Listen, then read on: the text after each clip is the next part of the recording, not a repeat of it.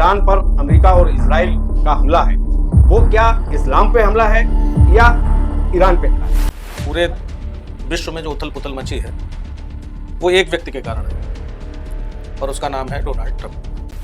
Trump बिल्कुल अपने आप को तानाशाह और बादशाह पूरे विश्व का समझने लगे। ये तो पहचानने का समय है। पहचान के इनको जो है इनकी जितने सरकारी इनको सुविधाएं मिली बंद कर देंगे। और वो आगे इनको जो है वही रात पर तुम तो लो आज ईरान पे या कल इंडिया पे कर देगा। आज की तारीख में अगर अमेरिका इजराइल की मदद नहीं करता तो निश्चित रूप से आज की तारीख में नक्शे पर इजराइल है। यहाँ से ये बात आ रही है कि ये इस्लाम पर हमला है, यहाँ से वो बातें चल रही हैं कि इस्लाम पर हमला है।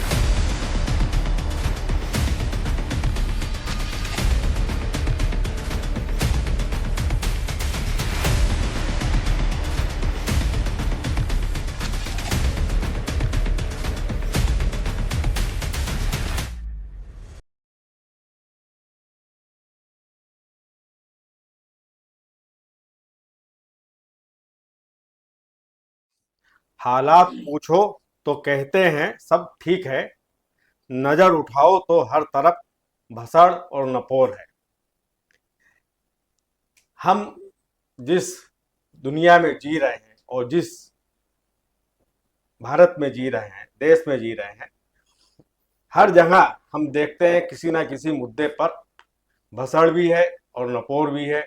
और आज पूरी दुनिया कई इस तरह के भसड़ और नपोरों में फंसी हुई है जिससे किसी का कोई मतलब नहीं।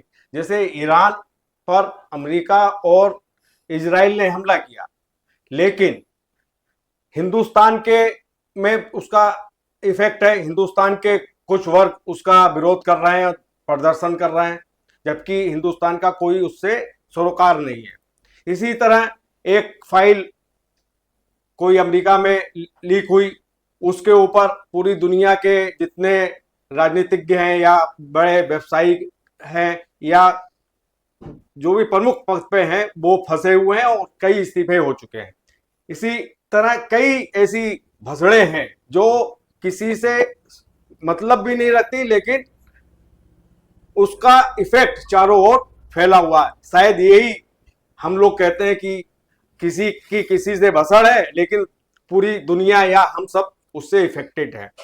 तो आज जो चार हमने मुख्य बिंदु लिए हैं जिस पर हम बात करेंगे कि एक जो ईरान पर अमेरिका और इजराइल का हमला है वो क्या इस्लाम पे हमला है या ईरान पे हमला है। ईरान ये एक मोटिव बनाने की कोशिश कर रहा है कि ईरान पे जो हमला हुआ है, अयतुल्ला जो इनके वो मारे गए हैं, वो इस्लाम पे हमला है। और हिंदुस्तान के भी जो उस समुदाय के लोग हैं वो उसी पर हमला बताते हैं कि इस्लाम पे हमला है। तो केवल ईरान पे, और जबकि ईरान खुद हमला कर रहा है अपने आसपास के सऊदी अरब है, यूएई है, दुबई है, अबू धाबी है, कतर है, इन सभी देशों पे हमला कर रहा है। वो मुस्लिम देश है, 57-58 मुस्लिम देश है, कोई भी उनके समर्थन में नहीं खड़ा हुआ। तो सबसे पहले मैं बलराम भाई के पास जाना चाहूंगा। ये हमारे मित्र भी हैं और इस समय जनमन पोर्टल जनमन 27 के सीईओ हैं और इससे पहले दैनिक जागरण में ब्यूरो चीफ रहे, अमर उजाला में भी इन्होंने कार्य किया। तो कई पत्रिकाओं से जुड़े हुए हैं। तो सबसे पहले मैं इनका परिचय कराता हूं, बलराम शर्मा। और मेरे साथ में बैठे हुए हैं आशीष त्रिपाठी जी जो शासकीय अधिवक्ता हैं, और अजय अवस्थी जी जो कवि भी हैं और पत्रकार भी हैं। अमर उजाला में, दैनिक जागरण में, अमृत विचार में अनेक जगह इन्होंने अपने पत्रकारिता की है और वरिष्ठ पत्रकार हैं, बहुत लंबे समय से इस पत्रकारिता से जुड़े हुए हैं। और विवेक सेंगर जी जैसा आप जानते हैं हिंदुस्तान में ब्यूरो चीफ रहे, उससे पहले अमर उजाला में भी रहे और शायद दैनिक जागरण में भी रहे। तो ये सारे अनुभवी लोग हैं। तो इन सब के माध्यम से हम शुरुआत करते हैं बलराम शर्मा जी से कि आप क्या समझते हैं कि ये ईरान पर जो हमला है और जो उनका प्रमुख जो शिया के सबसे बड़े माने जाते हैं गुरु खोमैनी, खोमैनी है, खामने खोमैनी, खामने खोमैनी, वो खोमैनी पे हमला था कि या मुस्लिम जगत के किसी रहनुमा पे हमला था? पहले तो संजय जी आपका बहुत बहुत आभार कि आपने यहाँ हमें बुलाया। देखिए, ये जो पूरे विश्व में जो उथल पुथल मची है वो एक व्यक्ति के कारण है और उसका नाम है डोनाल्ड ट्रंप। डोनाल्ड ट्रंप की अपनी महत्वाकांक्षाएं हैं और वो अपनी महत्वाकांक्षा पूरे विश्व पे थोपना चाहता है। इसका पहला प्रमाण उसके पास का ही देश था वियतनाम। उसके राष्ट्रपति को रातों रात उठा लाया, पत्नी को उठा लाए और ला के उन्होंने अपने यहाँ रख दिया और अपना एक नई बादशाह, जिसे हम दादागिरी भी कह सकते हैं शाहजहांपुर की भाषा में, तो वो उसने दिखाई है। अच्छा, अब दूसरा कारण आपने कहा कि ये ईरान पे हमला है या इस्लाम पे हमला है। देखिए, ये कतई सर्वविदित है कि ईरान इस्लामिक राष्ट्र बना क्योंकि उससे पहले जो शाह थे वहाँ के युवराज जिन्होंने चलाया, उसको अमेरिका का पूरा प्रश्रय था, अमेरिका उसे होल्ड करते थे उस समय, 80 के दशक की बात रही होगी। तो उन्होंने खुलापन एक लाया था, तो खुलापन लाया नहीं था उस समय, खुलापन था वहां पर। हाँ, तो वो उस खुलापन को लोग उस समय लोग महसूस कर रहे थे, उसको एंजॉय कर रहे थे। धीरे धीरे जो इस्लाम समर्थित लोग हैं जिसमें ये सब खुलापन बर्दाश्त नहीं है, वो लोग आगे आए, जिसमें खुमैनी थे। तो उन्हें वो निर्वासित थे उस समय। फिर उन्होंने अपना प्रभाव धीरे जैसे जैसे बढ़ाया, फिर उसके बाद जो है उनकी सल्तनत वहां पे बनी और शुद्ध रूप से वो इस्लामिक, वो लोकतांत्रिक कंट्री नहीं है, इस्लामिक कंट्री है। इस्लामिक कंट्री है। तो अब चूंकि वो ऐसा मान्यता है सब जगह कि वो जो है खामनेई जी पूरे विश्व में जहां भी शिया रहते हैं, जिस भी देश में रहते हैं, वो शिया समुदाय के सर्वोच्च लीडर माने जाते हैं। तो जाहिर सी बात है कि जब कोई धर्म गुरु पे किसी का हमला होता है, हालांकि भारत देश ऐसा है कि यहाँ के लोगों को ये महसूस करना चाहिए कि जो धर्म गुरु हैं तो उनका वो तो शासन कर रहे हैं ना, वो एकदम एक्चुअल नहीं है, उन पे कोई आरोप नहीं है, कुछ नहीं, वो शासन कर रहे हैं, वहां के प्रमुख लीडर हैं, सत्ता वो संभाल रहे हैं, तो वो धर्म गुरु कहलाने लायक नहीं है, पहली बात। तो उन्हें धर्म गुरु इन लोगों को वैसे भी नहीं मानना चाहिए, उन्हें एक शासक मानना चाहिए। अगर ये कह रहे हैं ये इस्लाम पे हमला कतई नहीं है। हाँ, मैं यही जानना चाहता हूँ, ये इस्लाम पे हमला नहीं है कि जो वहां के लीडर है उस पे हमला है, ये सिर्फ लीडर पे हमला है। और दो ताकतवर देश है आजकल। अब ईरान भी तो चारों तरफ अपनी दहशतगर्दी मचाए हुए, हमास क्या है, ठीक है, और हिजबुल्लाह क्या है, हूती क्या है, इन्हें प्रश्रय कौन दे रहा है? ये तो वही रहा है, क्योंकि वो इस्लाम के प्रति अपनी उनकी इस्लाम क्या दहशतगर्दी को प्रश्रय देता है? इस्लाम, अब ये तो आप ये कह रहे हैं कि वो दहशतगर्द है। देखिए, हमारे यहाँ एक कहावत है, तुलसीदास जी ने कही थी कि भय बिन होत न प्रीत, ठीक है। तो चाहे वो इस्लाम का भय दिखाएं, ठीक है, तो इस्लाम का भय दिखाकर कि ऐसा होगा तो वो प्रीत जगाना चाह रहे हैं। उनकी जो महत्वाकांक्षा है, ये तो सनातन धर्म का भय भी नोला प्रीत, उन्होंने उसके लिए कही आपने इस्लाम पे थोप दीजिए। नहीं, ये है, देख अब वो क्या कह रहा है, वो तो यही तो कह रहा है कि हम देश पूरे विश्व में यानी इन पे हमला करके शांति लाना चाह रहे हैं। तो इसका क्या अर्थ क्या निकाला जाए बताइए? ये भी ट्रंप तो यही तो कह रहा है कि हम यानी हमला करके, यानी जबकि वो नोबेल पुरस्कार के लिए जाते हैं। उनका तो फिलहाल मेरा ये कहना है कि ये इस्लाम पे हमला नहीं। फिर वो अब ईरान पर जो है कि बेफजूल में हमला करके पूरे विश्व को तनाव में ला दिया। इससे पहले ट्रंप ये दावा करते थे कि हिंदुस्तान पाकिस्तान की लड़ाई उन्होंने रुकवाई। उन्होंने ये दावा किया साहब कि रूस और यूक्रेन को वो जो है समझौते के लिए ला दे रहे हैं कि, और उन्होंने पिछले वर्ष इस तरह का माहौल बनाया कि किसी तरह उन्हें शांति का नोबेल पुरस्कार मिल जाए। अरब के राष्ट्रपति को उठाया, उनका आरोप था कि वो मादक पदार्थ उनके देश में भेज रहा है। तो और उसके बाद फिर इजराइल और अमेरिका ने मिलकर ईरान के पर हमला, न केवल हमला कर दिया, उसके प्रमुख को भी मार दिया। तो क्या अमेरिका बिल्कुल दादागिरी पे उतर गया, ट्रम्प बिल्कुल क्या बिल्कुल अपने आप को तानाशाह और बादशाह पूरे विश्व का समझने लगे?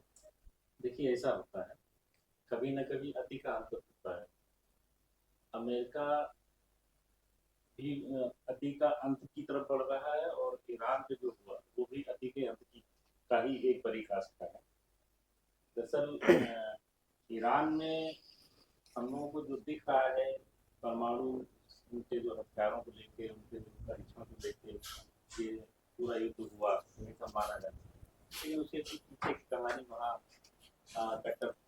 कट्टरवाद जिसका उन्होंने विरोध किया, और वो याद धीरे धीरे सुलझी, और सुलझते सुलझते ये हुआ कि वहाँ खामनेई के खिलाफ ही जो है प्रदर्शन होने लगे, और बहुत बड़े प्रदर्शन हुए।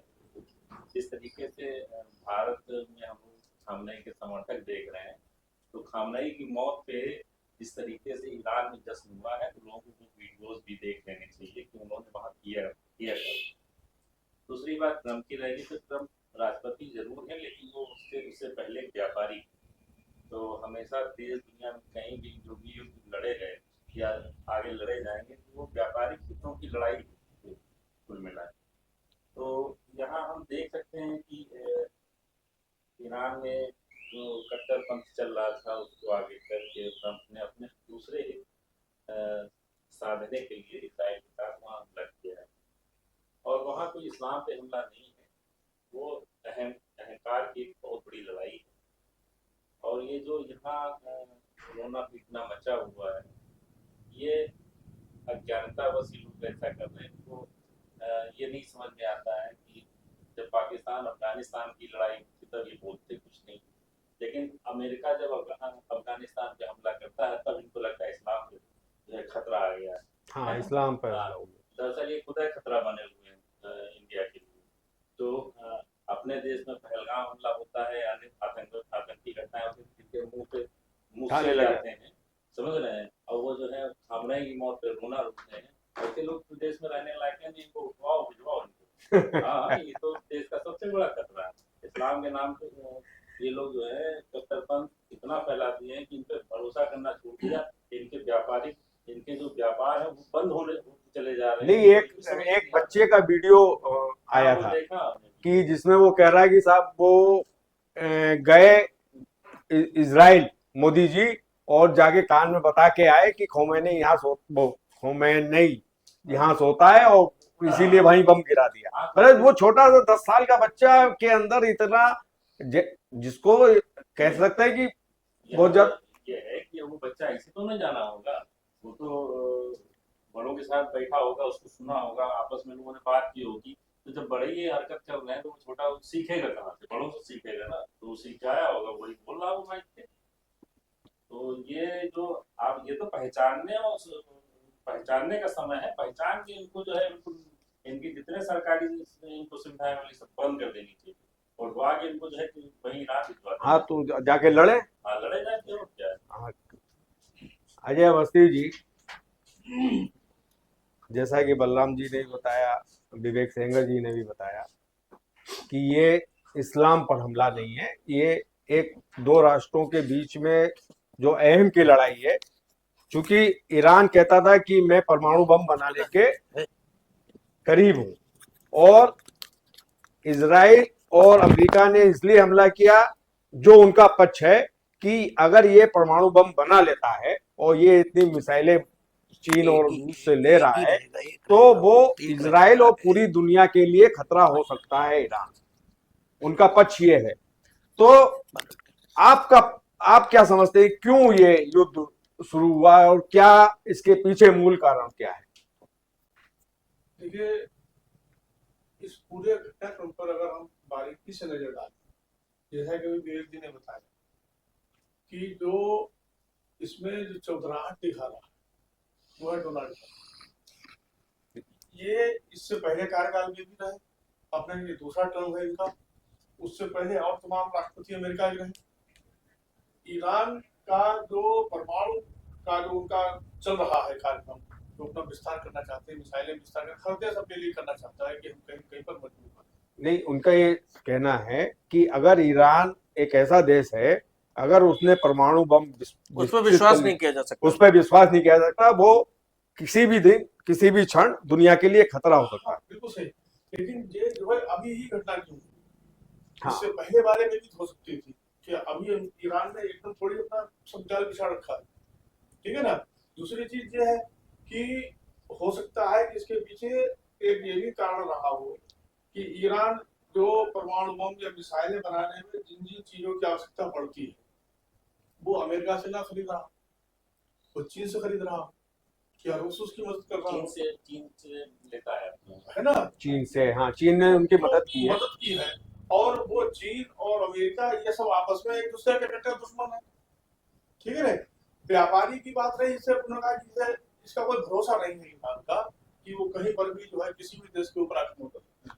क्योंकि मैं रुकना चाहूंगा, जी। क्योंकि जब ईरान का निर्माण हुआ और जो इजराइल का निर्माण हुआ, तो ईरान ने के जो नेता थे उन्होंने ये कहा था उस समय कि हम इजराइल को दुनिया से मिटा देंगे। हाँ, वो इसलिए कि इजराइल जितने भी मुस्लिम कंट्रीज है, मेरे ख्याल से 50-54 57 या 58, उनमें इजराइल देश ऐसा है जो बीच में घिरा हुआ है। हाँ, ठीक है। और सबसे ज्यादा खतरा मुस्लिम देशों से अगर किसी को है तो वो इजराइल को है। इजराइल ने अमेरिका से हाथ मिलाया और अमेरिका ने उसकी खुले दिल से मदद की। आज की तारीख में अगर अमेरिका इजराइल की मदद नहीं करता तो निश्चित रूप से आज की तारीख में नक्शे पर इजराइल नहीं होता, ठीक है। रही बात विश्वास की, विश्वास में इस समय हमारे व्यक्तिगत सोच ये है कि ट्रंप से ज्यादा विश्वासघाती आदमी पूरी दुनिया में कोई नहीं जिसका विश्वास नहीं किया जा सकता। जैसे कि आपने भी शुरू में चर्चा की थी कि पाकिस्तान में हमला हुआ या हिंदुस्तान के खिलाफ ये हुआ, उन्होंने ये बयान दे दिया कि हमने रुकवा दिया, हाँ, नोबेल पुरस्कार मिल जाए। अब समस्या एक ये है कि एक विडंबना है हमारे यहाँ हिंदुस्तान में कि जो विपक्ष है, ट्रंप ने भारत के खिलाफ क्या कहा, भारत के विरोध में क्या कहा, वो हमारे यहाँ के जो विरोधी पार्टियां हैं वो उसको ले उठती है कि साहब मोदी ने फोन पे बातचीत की और गिड़ाए और कि साहब जो है युद्ध रुकवा दो, हमने युद्ध रुकवा दिया, नहीं तो आज ये हो जाता वो हो जाता। तमाम पार्टियों के लीडर्स थे उसको ले हुए तो इस्तीफा दें और उनके कहे बना कर रणनीति जैसे अभी कल की घटना है, परसों की उन्होंने जारी कर दिया कि आप 30 दिन के लिए हाँ, रूस से तेल खरीद सकते हैं। अरे भाई तेल खरीद सकते हैं, तेल खरीदना तो ऑलरेडी जारी है, सकते हैं क्या मतलब। अभी इससे पहले डोनाल्ड ट्रंप ने पिछले हफ्ते एक और कहा था कि अगर मैं ये युद्ध नहीं रुकवाता तो पाकिस्तान में इतने करोड़ लोग मारे जाते, मुनीर मारे जाते, प्रधानमंत्री भी मारे जाते। इसको विपक्ष ने इस कान सुना और उस कान निकाल दिया। ऐसा अगर वो ये कह देते कि साहब प्रधानमंत्री मोदी मारे जाते तो हमने रुकवाया तो इस समय हाहाकार देश में मचा होता। जो काम बात मतलब की है वो तो विपक्ष का काम यही है कि विरोध में बोल रहा। दूसरी चीज ये है कि जो आपने अभी जो सबसे मेन मुद्दा जो उठाया है कि ये इस्लाम पर हमला है या मुस्लिम कंट्रीज पर हमला है या हिंदुस्तान में इसका क्यों हो रहा है, ये हिंदुस्तान में होता रहेगा। सद्दाम जब फांसी बैठ गए थे तब भी यही हुआ था, खामनेई के खिलाफ भी हुआ है, मारे गए तब भी यही हुआ। हमारे यहाँ मातम पुरसी की रवायत है। ये है। अच्छा, कोई भी मरे पर हम यहाँ मातम पुरसी उसकी करते हैं, क्यों आशीष जी? त्रिपाठी जी, सोनिया गांधी ने एक लेख लिखा है जब ये ईरान पर युद्ध हुआ और उसका मेन जो आलोचना की है कि इस विनाशकारी युद्ध पर भारत की चुप्पी या तटस्थता नहीं है, बल्कि अपने कर्तव्य की से भागना है। मतलब जो भारत सरकार ने ईरान के ऊपर जो हमला हुआ और उस पर जो तटस्थ रुख अपनाया है कि भाई शांति बनी रहे, हम ये चाहते हैं, ये तटस्थता नहीं, अपने कर्तव्य से भागना है और इस पे कड़ा विरोध अमेरिका के सामने या इजराइल के सामने अपनाना चाहिए। इसी तरह उन्होंने इस बारे में अटल बिहारी वाजपेयी का भी एक उदाहरण दिया कि वो जब तेहरान यात्रा पे गए थे 2001 में, तो उन्होंने कहा था कि हमारा सबसे विश्वसनीय पार्टनर है। और इसी तरह राहुल गांधी ने भी कहा, प्रियंका गांधी जी ने भी कहा, और ओवैसी साहब का तो आपको मालूम ही है। और सबसे बड़ी बात यह है कि पूरे हिंदुस्तान में, लखनऊ में जहां शिया बहुल क्षेत्र है, सुन्नी बहुल क्षेत्रों में प्रदर्शन नहीं हुए, लेकिन जहां जैसे कश्मीर है शिया बहुल क्षेत्र है, लखनऊ में बहुत शिया बहुल है, या सोशल मीडिया पे आप अरे देखोगे शाहजहांपुर में हुए भाई साहब, शाहजहांपुर में भी हुए, जैसे बलराम भाई बता रहे हैं। और सोशल मीडिया पे भी आप देखेंगे तो इस घटनाओं को लेकर जो युद्ध तो अमेरिका ने और इजराइल ने किया, गालियां मोदी को क्यों मिल रही है, ये हमारी अभी तक समझ में नहीं आया। आप हमें जरा उनकी जरा मानसिकता बताइए कि इजराइल और अमेरिका क्या मोदी के कहने से ईरान पे हमला किया? पहली चीज ये समझ लेनी चाहिए कि अंतर्राष्ट्रीय जो राजनीति है उसमें सिर्फ अपने हित देखे जाते हैं, वहां भावनाओं का कोई स्थान नहीं है। सीधी सीधी बात है, अब ईरान इजराइल के अस्तित्व के लिए संकट है। ईरान लगातार ये कस्में खाता रहा कि इजराइल को दुनिया के नक्शे से हम मिटा देंगे, इसलिए इजराइल सीधे सीधे ईरान एक परमाणु संपन्न देश बने ये कभी बर्दाश्त नहीं करेगा। तो सीधे इजराइल का हित है, सीधे ईरान का हित है। इजराइल चूंकि यहूदी राष्ट्र है और यहूदी अपने इजराइल को मदरलैंड मानते हैं, फादरलैंड मानते हैं, वो ये मानते हैं कि हजरत इब्राहिम जिनसे इन तीनों मतों की शुरुआत होती है, हजरत इब्राहिम को खुदा के द्वारा दी गई वो भूमि है और वो हमारी है, और प्रत्येक यहूदी का समर्पण इजराइल के प्रति रहता है। अमेरिका की जो इकोनॉमी है वो जो यहूदी हैं वो मास स्केल पर हैंडल करते हैं, इसलिए अमेरिका कभी ये खतरा नहीं ले सकता कि वो यहूदियों को नाराज करे। इसलिए अमेरिका का अपना हित है, ईरान का अपना हित है और इजराइल का अपना हित है। संघर्ष तो यहां से शुरू हो रहा है, दोनों अपने अपने हितों के लिए लड़ रहे हैं, इसका इस्लाम से कोई ताल्लुक नहीं। हाँ, अब सवाल यह है कि इस्लाम का ये प्रश्न बन क्यों रहा, लोग ऐसा क्यों अनुभव कर रहे हैं कि ये इस्लाम पर हमला है।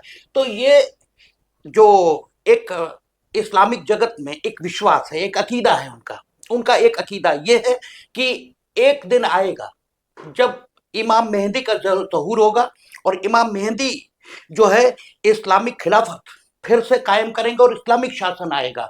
उसी में गजवाए हिंद का भी कॉन्सेप्ट है। ना, वो कॉन्सेप्ट नहीं है, गजवाए हिंद का कॉन्सेप्ट है। उसमें इस्लामिक स्कॉलर्स का ऐसा मानना है कि एक समय आएगा जब यहूदी हमला करेंगे इस्लामिक जगत पर, और वो हमला इजराइल और अमेरिका ने इस समय किया है, और इस युद्ध में यहूदियों को विजय मिलेगी, ऐसा उनका अकीदा है। ठीक है, उसके बाद एक खुरासान का इलाका है, पाकिस्तान और अफगानिस्तान को मिलाकर बनता है, वहां से लश्कर चलेंगे और इमाम मेहंदी का ज़हूर होगा मदीने में, और वे लश्कर जाकर के इमाम मेहंदी को सपोर्ट करेंगे और उसके बाद इस्लामिक खिलाफत कायम होगी। यहूदी नहीं रहेंगे दुनिया में, ईसाइयत नहीं रहेगी। और मेरी पूरी बात होने दीजिए। और उस समय हिंदुस्तान की ओर जो लश्कर चलेंगे वो हिंदुस्तान में इस्लामिक खिलाफत कायम करेंगे। ये गजवाए हिंद का कॉन्सेप्ट है, और यहां से ये बात आ रही है कि ये इस्लाम पर हमला है। यहां से वो बातें चल रही हैं कि इस्लाम पर हमला है। जहां तक हिंदुस्तान में, मेरी एक प्रश्न इसमें है अभी एक प्रश्न इसमें यह है कि क्यों 58 देश में से 57 देश ईरान का सपोर्ट क्यों नहीं कर रहा है? ईरान खुद यूएई पे, पहले तो हमें अपनी बात कह लेने दीजिए। अच्छा, दूसरी चीज, अब जहां तक राजनेताओं की बात है, हाँ। तो राजनेता अपने ढंग की अपने राजनीतिक लाभ के लिए बोलते हैं। जहां तक देशों का प्रश्न है तो देशों के प्रश्न संविधान से चलेंगे। संविधान का अनुच्छेद 51 है जो ये कहता है कि कोई अंतर्राष्ट्रीय विवाद हो, ठीक है, उसका शांतिपूर्ण समाधान तलाशने के लिए हिंदुस्तान काम करेगा। अंतर्राष्ट्रीय शांति और अंतर्राष्ट्रीय सुरक्षा दोनों को बढ़ावा देगा हिंदुस्तान। तो अंतर्राष्ट्रीय ट्रम्प हमला कर रहा है तो ये शांति क्या कल उसपे आज उसपे क्या बोलने तो देते हैं? अरे नहीं, सुन तो लो, आज ईरान पे कल इंडिया पे कर देगा। बोलने तो देते नहीं। सबसे पहली दिक्कत ये है, अंतर्राष्ट्रीय शांति का मतलब ये नहीं होता कि न्यूक्लियर वेपन तैयार हो। जब एक देश प्रतिबद्धता के साथ ये कह रहा है कि हम न्यूक्लियर वेपन तैयार करेंगे और इजराइल को हम नेस्तनाबूद कर देंगे, तो उन्हें अपनी आत्मरक्षा का हक है कि वो ये भी क्लेम कर सकते हैं कि ये युद्ध अशांति का युद्ध नहीं, ये आत्मरक्षा का युद्ध है, वो ये भी क्लेम कर सकते हैं। और अगर भारत सीधे सीधे उस युद्ध में पार्टिसिपेट करे तो ये संविधान के साथ धोखा है, ये अनुच्छेद 51 के साथ धोखा है। हम केवल कूटनीतिक रास्तों से, संयुक्त राष्ट्र संघ वगैरह से ये अपील कर सकते हैं वो हस्तक्षेप करें, और हस्तक्षेप करके हम दोनों पक्षों को बनाने की कोशिश कर सकते हैं। हम उस युद्ध में एक पक्ष नहीं बन सकते, और एक पक्ष बनना भी गलत है, ये संविधान की आत्मा के खिलाफ है। हम एक पक्ष क्यों बने? यूक्रेन और रूस के खिलाफ नहीं भी नहीं, तो तटस्थ है। ये विपक्ष नहीं कह रहा जो आप कह रहे हैं, पार्ट लेने को नहीं कह रहा। उनका कहना है कि इन्हें कड़ा विरोध अमेरिका और इजराइल के खिलाफ स्टैंड अपना बयान जारी करना। मैंने पहली बात यही कही कि अंतरराष्ट्रीय राजनीति भावनाओं से नहीं चलती, हम अपने हितों को देखेंगे। हम क्यों कड़ा बयान जारी करें? हमसे मतलब क्या है? हम तटस्थता की नीति अपनाएंगे। हम क्यों किसी इसका मतलब अमेरिका के दबाव में है इंडिया? हम क्यों दबाव में है? हम अमेरिका के, हम अगर अमेरिका के दबाव में, मोदी की नस दबी हुई है, कोई नस नहीं दबी, वो फाइल खुल जाएगी। ये आपका कहना है, ये आपका कहना है। ये वो कह रहे राहुल गांधी ने कल भी कहा राहुल गांधी तो कि वो फाइल में 7 बार नाम आया 2017 में। इजराइल गए थे आप मोदी। आप बोलने दे, पहले अपनी बात कह रहे थे, हमें भी बोलने दे, हमें भी तो बोलने दे। राहुल गांधी विपक्ष को आप दबाना चाहते हैं भाई, आप बोलने देंगे? आप अच्छा, बोलिए। राहुल गांधी उस एपस्टीन फाइल्स में सिर्फ इतना लिखा है, सिर्फ इतना, और वो भी ईडीएम की भाषा में, ईडीएम के फ्रेज में लिखा है। उसमें कहावत जैसे हम लोग कहते हैं कि उनके लिए वो नाचते घूम रहे हैं, इस भाषा में ये लिखा है कि अमेरिकन राष्ट्रपति के लिए राहुल, जो नरेंद्र मोदी थे, वो इजराइल पर नाच रहे थे, उस भाषा में, जिस भाषा में हम लोग कहावत कहते हैं।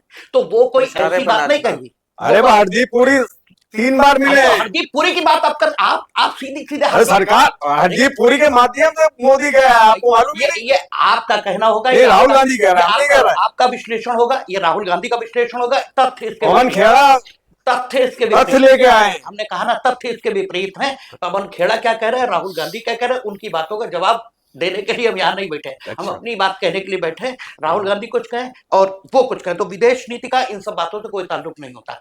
अब आप क्या दूसरा पूछ रहे थे? हम ये पूछ रहे थे कि जो हिंदुस्तान में जो लोग पुतले लेके खड़े हुए हैं, उनके लिए मतलब क्यों, मतलब वो ये कह रहे हैं कि इस मतलब युद्ध जो है अमेरिका और इजराइल ने आक्रमण किया।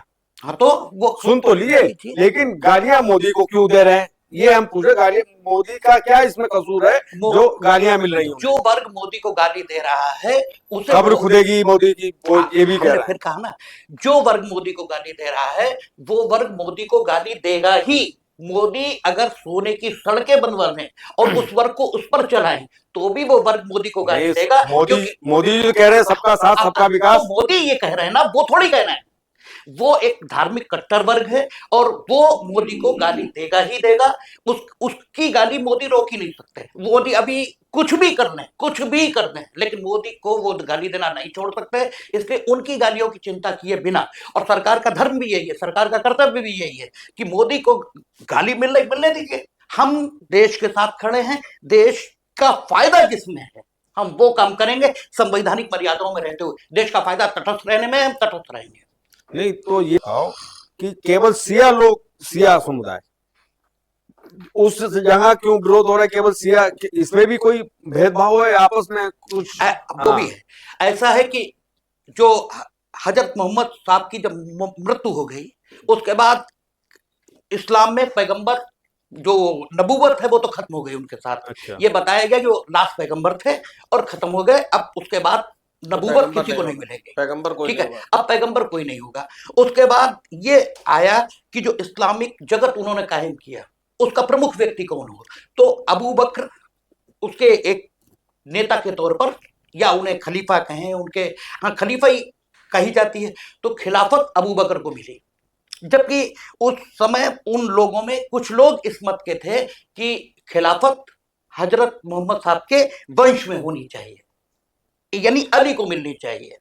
लेकिन अली को कुछ लोग इस मत के थे कि अबू बकर को मिलनी चाहिए, क्योंकि ये पारिवारिक विरासत नहीं है, ये वैचारिक विरासत है। तो वो अबू बकर को मतलब जैसे हमारे यहाँ झगड़ा होता वैसे ही है। अबू बकर के बाद उमर को मिली, उमर के बाद उस्मान को मिली, उस्मान के बाद अली। चौथे खलीफा हुए। शिया समुदाय का मानना यह है कि ये 3 ऊपर के जो खलीफा कहे गए, अबू बकर, उस्मान और आपके उमर, ये खलीफा नहीं है, केवल अली खलीफा है और बाकी ऊपर वाले 3 नहीं। सुन्नी का जो मत है उसका कहना है कि चारों खुलफाए राशिदीन है और चारों इक्वल महत्व रखते हैं।